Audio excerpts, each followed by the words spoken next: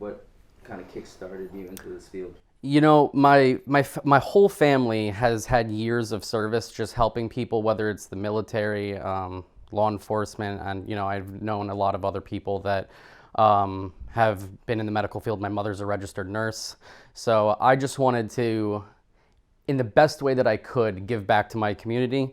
And I figured just working EMS would be a good way to get my foot through the door and see maybe if I wanted to continue my career in the medical field. September 11th got me started. My brother was a volunteer fireman. He worked for the city as an EMT, and he went to the World Trade Center when they fell. And at the time I was only 18, and it kind of got me motivated to get into it, seeing him go and seeing all those guys on TV and all the people trying to just save a life and be heroes. And literally was the reason. I didn't do it growing up. I didn't have my dad or my mom that did it. Literally was 9/11 that got me into it. When I got started, I kind of fell into it. Out of high school, I knew I wanted to be a physician, and my entire life growing up, I wanted to be a physician. And medical school was kind of like unobtainable for me because I kind of messed around during high school, and also the monetary cost was through the roof. So I went to an Army recruiter, and I said, I want to be a combat medic. And he said, okay, put me on a wait list. I shipped, went to Afghanistan, had a great time, came back, got my EMT basic. And with that, when I came out and I was going to Rutgers for pre-med, I basically fell into an EMT position and worked a couple EMT jobs, took the fire test, got on the job as a fireman, went to paramedic school, got on the job as a paramedic. And so I kind of fell into it more than, it wasn't my initial goal, but it's where I ended up, and I wouldn't swap it for anything. Oddly enough, I think it's because I died and wanted to pay it back. I got my arm sliced in half and bled out on the ground, had paramedics resurrect me, and then decided to pay it forward. Also, my brother had some influence on that, I guess, because he became an EMT before I did. I broke my leg, and I remember it was pretty bad, and I was bleeding a lot. It was a compound fracture. Both my bones had come through the skin of my leg and through the muscle tissue. And I remember my parents called 911, and they couldn't get an ambulance out to me. And my dad ended up having to wrap me up in a towel and drive me to the hospital himself.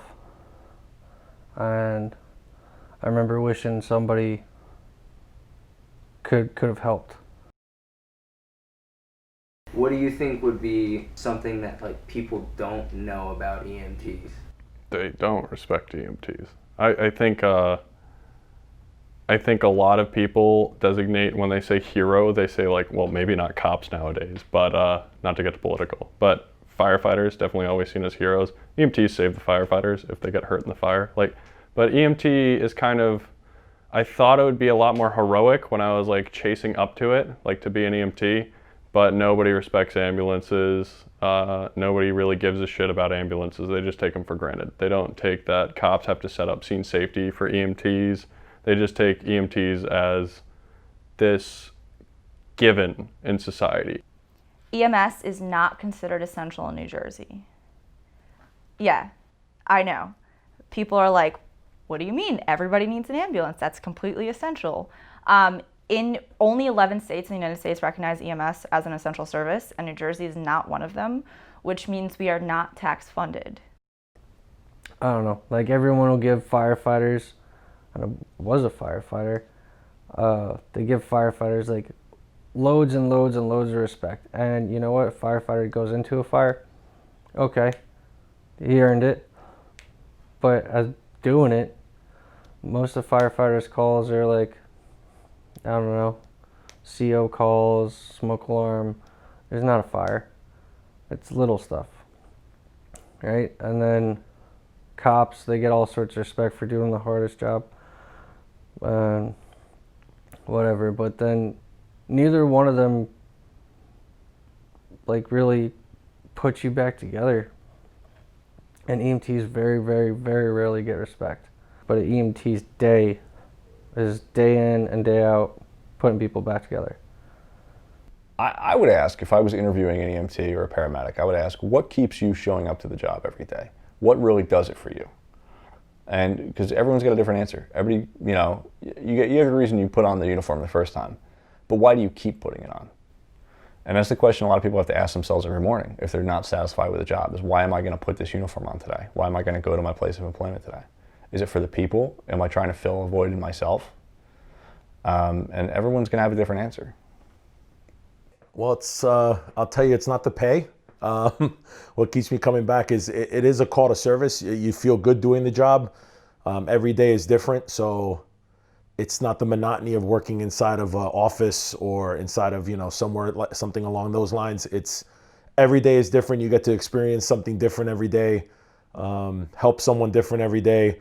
Some days we help a lot of people, some days we help nobody. But either way, it's just I guess it's the giving back. It sounds like a cliche answer, but it's literally what keeps me coming back to the job.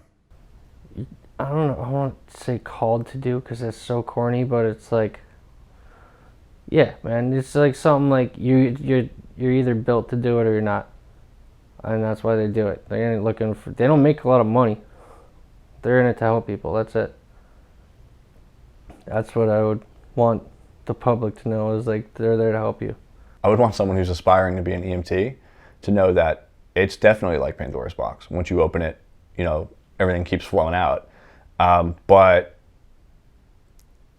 it's kind of like joining an exclusive club. You have this knowledge now. How many people have this knowledge? You know, how many people have seen what you've seen? You know, and how many people know what to do in a situation like this? The next time you're at the movie theater and someone chokes on a piece of popcorn, I'm just an example. But the next time you're walking down the street and someone collapses, or the next time you're driving on the pike and you see a car wreck, you know, and you think, hey, maybe I can do something about that. Well, now you can. And not only can you, you have a moral obligation to act. And that's going to stay with you for the rest of your life, unless you burn out and forget your moral obligation.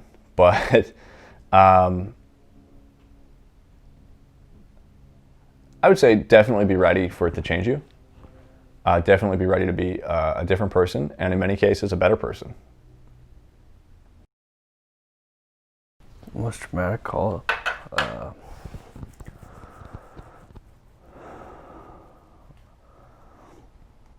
I guess there was this accident on the Parkway on my birthday, and I was riding duty crew the night before, and we got called out at about like 5:30ish in the morning. Guy had rolled his truck several times on the Parkway, wasn't wearing a seatbelt. He smashed through the front window, and somehow his toolbox had followed up over the cab of the truck. So he took a tumble inside the truck, went through the window, and then the toolbox followed and hit him afterwards, and he ended up getting glass shards all around his face. He had burns, probably like 18% of his body on the left side. He broke his ulna and his radial on the right side, and they were puncturing through the skin. And he had broken multiple ribs on his left side as well. And just remember it being, we didn't want to stay and play because of how severe it was and how much blood he was losing. But it ended up being what took like 5, 10, maybe 20 minutes of like getting him packaged up and ready to go. Felt like days. It was really bad. I remember at one point we got him in the ambulance and we're rushing to Robert Wood and I just remember thinking he's not gonna make it, because I had just picked glass out of his head. I wasn't really trying to. I was trying to pour the sterile saline water on his head and brush the glass away, but there's a little piece stuck right here, and I went for it, and there's another piece under it, and it was just in the moment, and I kept picking at the glass, and it ended up being, he had glass about this deep into his head, and he didn't feel a thing. The thought I was taking glass off him. I didn't notice because how much other stuff was going on. There's a tourniquet on his arm. We had an arm splint his arm. He was just losing blood really bad. He wasn't breathing good. We had him on a non-rebreather. At 25, we called out for ALS. We couldn't get ALS.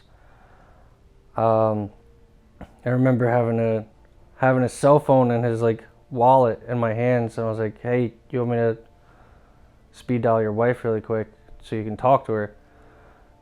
And he did, and then it was really kind of sad because he was like, I don't know, saying I love you. He wasn't saying goodbyes or anything. He was just like trying his best to comfort her, which made me feel extra sad in the moment.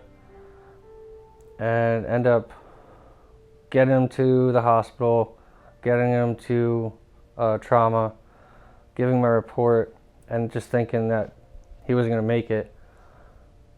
And I actually got an award from the township for going above and beyond, because we're not trained to like pick glass out of people's heads. That was totally a good accident. And the trauma surgeon said that if I hadn't have done that and we hadn't irrigated the wound, that he wouldn't be here. So December 28th, 2016 was my mother's birthday, actually. And my sister had been in and out of rehab for drug abuse that we just recently had learned about. It was like probably a couple months, I believe, before her death that we found out that she was abusing drugs. So she had been in a halfway house and was, to our knowledge, making good progress. She had called us the night before she passed away, telling us that there was another individual in her halfway house that had OD'd, and she wanted to remove herself from that environment. We come to find out that it wasn't actually that, it was her that had used the drugs. The other women that were in the halfway house didn't want her there anymore, so she had lied to us and told us that she had witnessed somebody else using drugs. When she came home that night, and after we had my mother's birthday celebration, she had asked me to go to Walmart with her so that she could pick up some things. And in the past, my sister was using the computer spray that you used to use a keyboard, and she would huff that because she didn't have enough money to buy other drugs. So when I brought her to Walmart, she was very insistent on me not coming in to the store. So I had a feeling in the back of my mind that that's what she was going in to get. I tried to ask her to look inside her purse. She wouldn't let me look inside. When we went home, I went and told my father about it. My father said, okay, give me a second. I need to finish what I'm doing, and then I'm going to go down there and I'm going to talk to her. I went to go tell my mother in her bedroom that my dad was going to go talk to her. And then at the moment that I was talking to my mother, I heard my dad's footsteps running up the stairs. And then he ran into the room and told me to call 911 because she was unconscious. So my mother ran downstairs to her room while I was on the phone with the dispatchers after calling 911. And I was telling them that my mother had been doing CPR on my sister and that my mother needed to switch out with me because she was getting exhausted from doing CPR too much.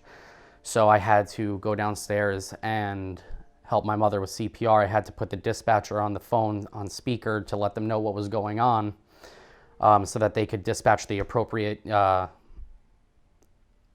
people that they need to, basic life support, advanced life support. And then I continued to do CPR on her, trying to make sure that her airway was open. But unfortunately, she had OD. She had huffed the computer spray quicker than we thought. And what had happened was essentially the liquid went into her lungs and froze her lungs, like flash freezed her lungs. And basically at that point, she just ceased breathing and we weren't able to get her back. So that was a very traumatic experience, especially for my parents. Personally, at the time, I wasn't really emotional. I wasn't upset. I was just in the mindset of being an EMT, handling the situation at the time. then when everything started to slow down, then I started to think about it, and I was like, okay, this is not just any patient, this is my sister. You know, this is completely different. And that's honestly all EMS workers' worst nightmare, is getting called out to your house or somebody, a friend that you know, and having to do something like that on your friend. It's the worst, it's literally the worst nightmare of any EMS worker. The worst call I've ever been on was actually the call that I didn't take. A cousin of somebody very important to me had an aortic aneurysm, which is when the aorta severs in half. And I was so tired that I didn't actually answer that call because I was wiped. So the call went off and I literally couldn't do anything.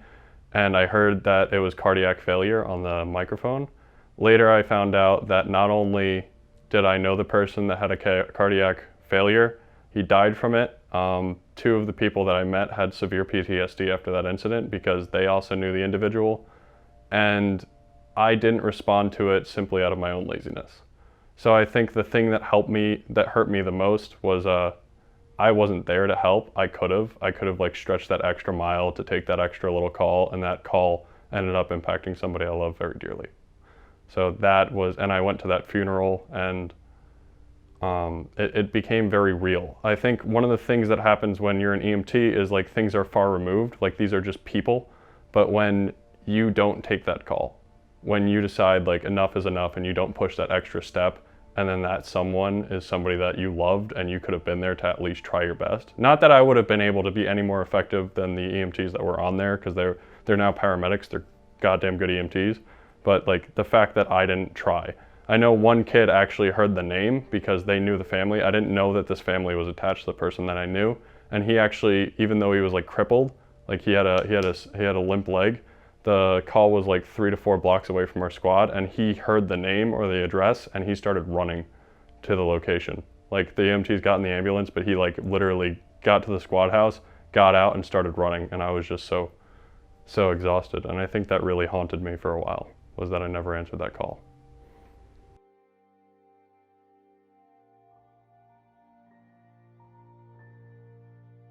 As far as the most traumatic call, for me, it's not really the carnage aspect of it. I mean, we get into this profession, we know we're going to see people in ways that they don't really, people aren't really meant to be seen.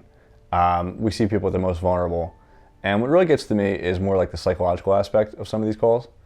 I had an assignment where we responded out to a home for a elderly woman who was suffering from like really end-stage dementia. And we couldn't get her to calm down. She needed to be taken. She was not having a good day, and we couldn't get her to calm down enough to, move her over to the cot. So, of course, there was no major life threat. Everything was fine. She was physiologically intact. We just had to convince her to go over to the cot. And I was talking with my partner, and we noticed a baby doll in the corner of the room. And the baby doll, I picked it up, and I said, "Oh, is baby coming with us?" And she goes, "Yes, baby's coming with us." Okay. So now she's got the baby doll in her hands. She's focusing on the doll. She lets us move her to the cot. We're taking her to the hospital, and she would turn to me and she'd go, "Oh, I just had a baby. This is my baby." She goes, "What color are the eyes?" And I said, "Oh, he's got green eyes." I said, "Oh, no." She goes, "No, I only like blue eyes." And then she would get mad at me, wouldn't talk to me. 5 minutes later, "Oh, I just had a baby. What color are the eyes?" I said, "Oh, she's beautiful blue eyes." She goes, "Oh, I love blue eyes." Pause. "Is it a boy or a girl?" And I said, "It's a little boy," because I'm wearing blue. I just assumed. She goes, "I only like girls. I don't like boys." Okay. 5 minutes later, "Oh, I just had a baby. Beautiful baby. What color are the eyes?" I said, "Beautiful blue eyes." "Oh, I love the blue eyes. Is it a boy or a girl?" "It's a little girl." "Oh, I love little girls." Just continued like that with me learning what to tell her over the 45-minute transport to the hospital. And I guess what really hits home for me on these assignments is not so much the gore and the craziness that you can see, but it's more of the like the frailty of life, the real human element of it, showing that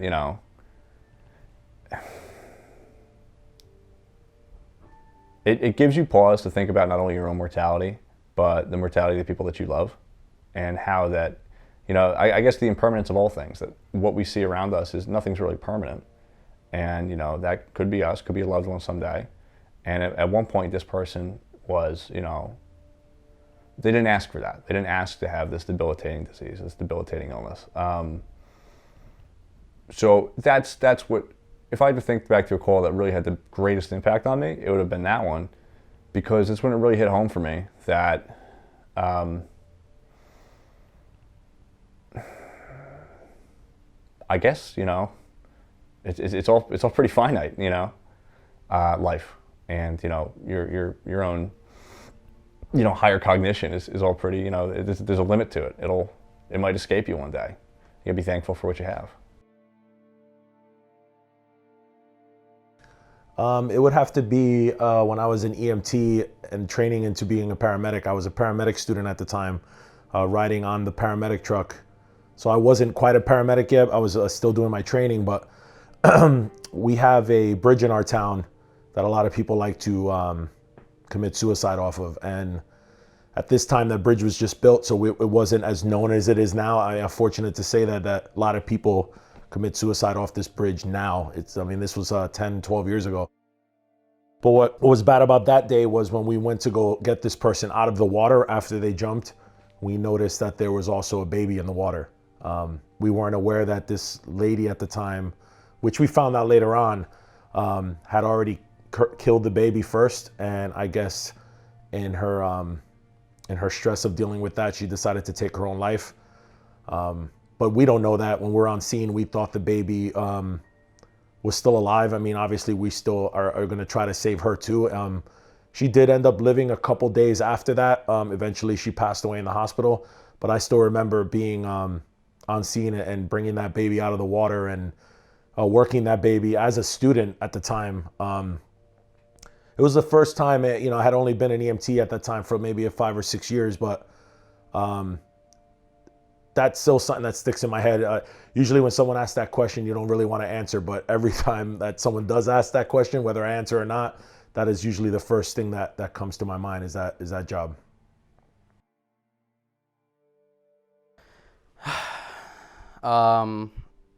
So on the job, the worst experience I ever had was a call that we got to a household for a infant that was not breathing. It was originally dispatched to us as a cardiac arrest, and normally in my mind when I hear cardiac arrest, I always assume that it's going to be an elderly patient, or if it's going to be somebody probably in their 50s, you know, that has some type of underlying medical condition. But when we arrived on scene to this house, the mother was hysterical at the door and was telling us that it was her baby. And right then and there, that's when I kind of just didn't even think about it, just jumped into action. I was like, where's the child? What's going on? She told us that he had stopped breathing. I was led into the bedroom. I found the infant in the playpen. The infant was turning blue.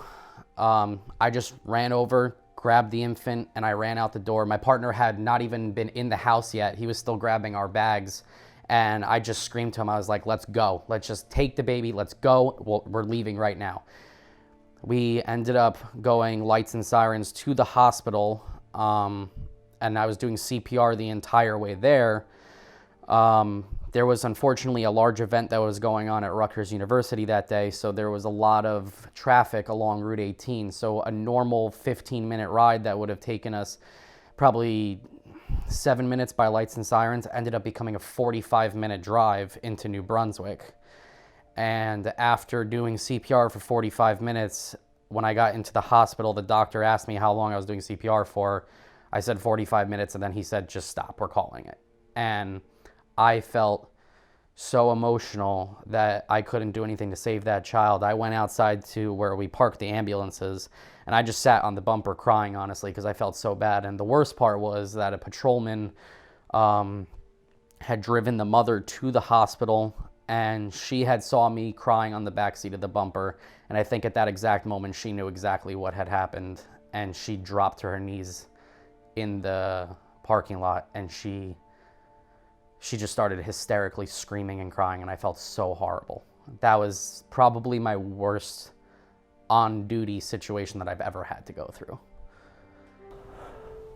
I remember this one little guy, the peanut butter kid I was talking about, anaphylactic shock, and you gotta do pediatric CPR, and it's just something I don't really think about too often. Like, I guess you push it down, you don't think about it, but like when I go to think about it, it's nerve-wracking, it's scary, it's sad after the fact, because like I don't think that kid came back. Like, by the time we got him to the hospital, we're still working him when we passed him off. He's a little kid, you know, like he had no chance at life. And it's just like, because he ate candy, you know what I mean? Like, he's a little boy, ate candy on Halloween, and then he's dead. It wasn't poison, it wasn't anything, it was just the cards. And like, I don't know, I try not to think about that stuff, honestly. That shit sucks. It sucks bad.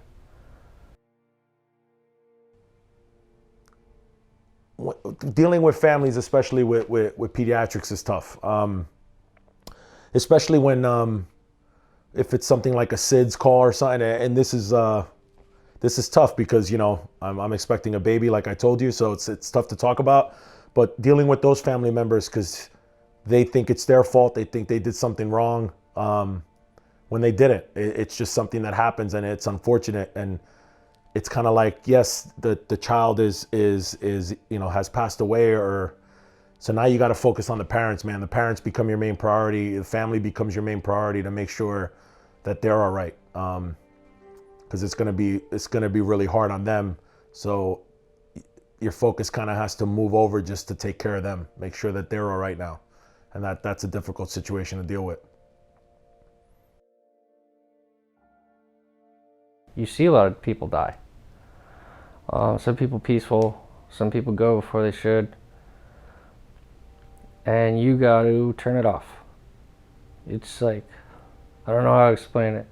Saying that the stuff that screws you up is the ones you can't turn off. Like, I remember getting off duty, off the truck with my partner, and we're driving back to the squad because we were gonna hang out with the squad that night, and we saw Kawasaki versus an F-150, and it T-boned the F-150, and the rider hit the handlebars on his chest and flipped over the truck. Ended up getting flail chest, and he died screaming for his mom with me, Nick, and another nurse who stopped on the road.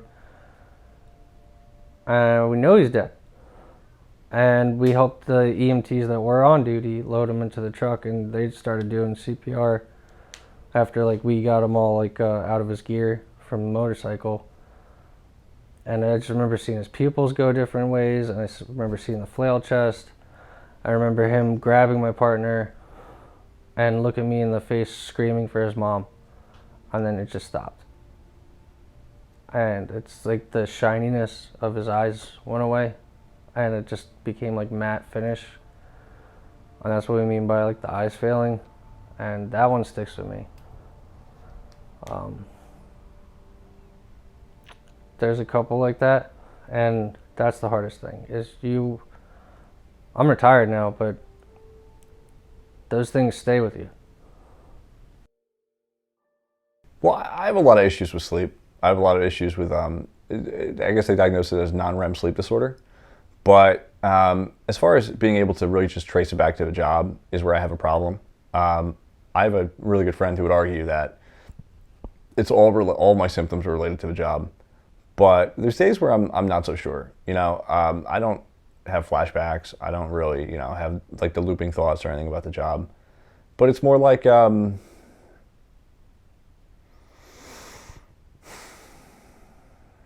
it's kind of hard to describe.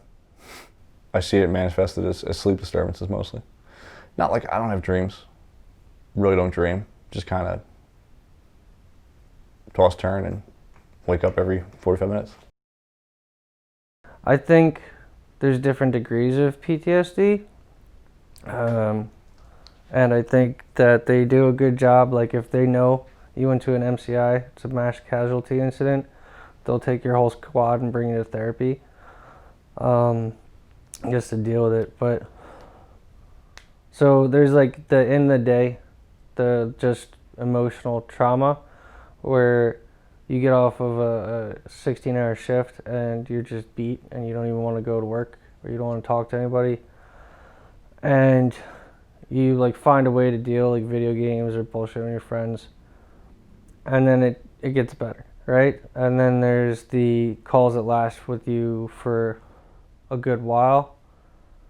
And I've had both of those where like it'll last for a while. And then there's the calls that I'm thankful I never got that just truly break you mentally. And I've seen a couple EMTs go through it. A couple of good friends where like they just after that call they couldn't ride anymore. You know, I have lost, you know, a friend, and I know other people in the field that have committed suicide or have attempted suicide, and I'd be lying if it's not in the forefront of my mind that it's something that, you know, doing this job in both EMS and fire or in any field like this, it's something that we think about. If you say you're doing this job for more than a few years and you haven't thought about that, not saying that you want to do it to yourself, but thought about it in a sense of, wow, I can see why people, you know, get this way. PTSD is real. It's not just something in the military or for people that have survived really traumatic things. It's definitely in EMS. It's definitely in the fire service and in police. I think there needs to be better education out there for us to take care of ourselves. We always worry about taking care of everyone else and, you know, how's my brother doing? How's my sister doing? But a lot of the time, do we check on ourselves? Do we look at, you know, point that finger to yourself and go, how am I doing? We put the burden of trying to help everybody on our shoulders, but we never try to help ourselves. But I love it. I love helping people. I know it sounds corny. I love helping people. I love helping the patients. And it's so rare. You'd be surprised how rare this is. But when somebody actually says, thank you, you did a great job, or stuff like that, that actually feels really good. Most of my calls, that doesn't happen. The very, very few that it did happen, it's like a guy that I put back in a wheelchair that fell out of the wheelchair, I put him back, and his whole family was so grateful. It's not cardiac arrests, it's not ODs, it's like the little stuff. But when people actually say, like when people see you on the road and they're like, oh, you're an EMT, you know, thank you for what you do. It's so rare, and because it's so rare, it actually does feel really good when people actually acknowledge what we do. The good things that you do always outweigh the bad things that you see. So, you know, you may come across something that is super traumatic, but when you think about it and you think to yourself, yes, I experienced this horrible thing, but then you think about the outcome of it. You just transported that person to the hospital. You just provided life-saving, you know, help to that person. There has been a couple times where you get a letter from, you know, your boss at work that someone wrote to you and you took care of their mother. It may not even be anything traumatic or anything crazy. You just either made someone's time with you a little bit better before they went to the hospital, and maybe that was the last interaction they had with you, and, you know, unfortunately they passed away after that, and their family just remembers the way you were with them, and they write a letter to your, you know, your chief or someone, and they just, you know, that's not what we do it for, and trust me, it does not happen a lot, but when it does happen, it kind of makes you feel, all right, at least I'm doing this for a reason. And you know, a lot of times you don't even need a letter or a thank you specifically. It could just be, you know, the way someone looks at you on scene after you take their family member, or just giving someone an opportunity to just talk to their family member before you take them, or, you know, seeing the look on their face and the appreciation. I think nowadays it's a lot less appreciation for what we do, especially other parts of emergency services, but those little moments where you see someone's face, a smile, you know, a small thank you before you leave, that's what makes it worth it, you know, in the long run of things. I mean, we don't look for accolades and we don't look for thank yous. We actually make fun of each other if one of us does have to go get an award or something, and we call each other heroes as a joke, because it's not what we do. It's not something that we sit around waiting for. But when those small little things like that happen, it really is appreciated.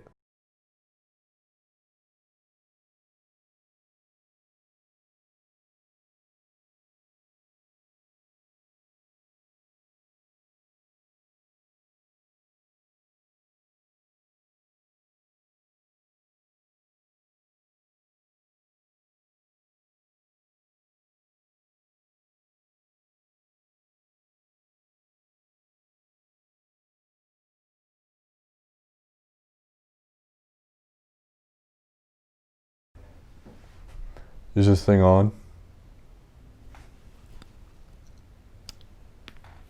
Well, I've got you here. Birds aren't real. Okay. Sorry about that. Sure. Yeah, so my next question, like, what's the craziest call you've ever had to deal with? I think it was the first call. Honestly, a female individual decided to consume 3 pounds of mushrooms, which was excessive. And the cops were very, and this ranges from people getting their penises stuck in dick loose, but this was my personal one that I was there for. We arrived and we kind of carted her in the back and she was very paranoid. And I think I was a first aider on this call, but my brother was actually the EMT in charge. And he was trying to calm this lady that was very paranoid down on like 3 bags of mushrooms. She was flipping out, didn't know where she was. And her mom needed to be in the back of the ambulance during this call. She couldn't take another car. She had to be there. She was like, so Terrence finally calms her down. Everything's okay. And she's just like, fine. And then her mom sits up in the ambulance and goes like, I'm very disappointed in you. And it took a second and you just saw this like girl's eyes just go like, and she just started flipping out in the back of the ambulance for like another 30 minutes, punching my brother in the head. I was sitting there laughing the entire time, but I'd say don't do 3 pounds of mushrooms, kids.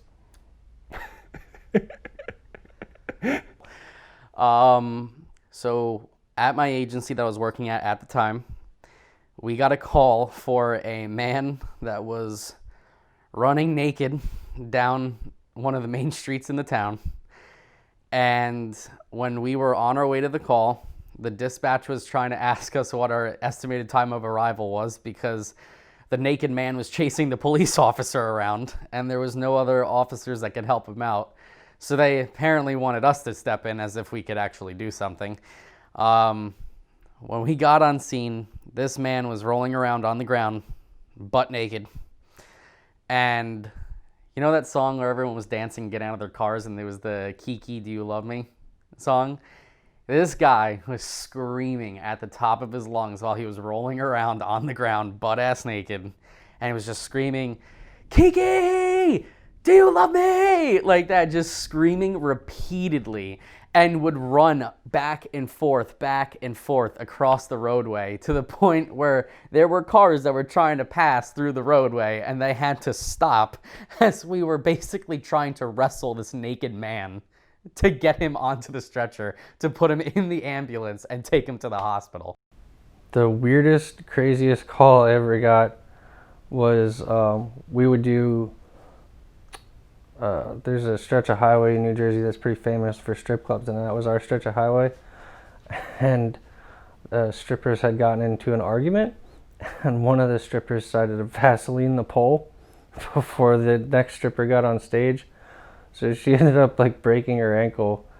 But when we showed up, like everyone's coated in Vaseline and naked and screaming, and it's just like, is this real life? Like, what's going on? It's just naked strippers screaming, and the one girl's like, she deserved it, I greased up that pole. And you have to write all this down in your PCR and then tell the cops and tell the charge nurses and everything.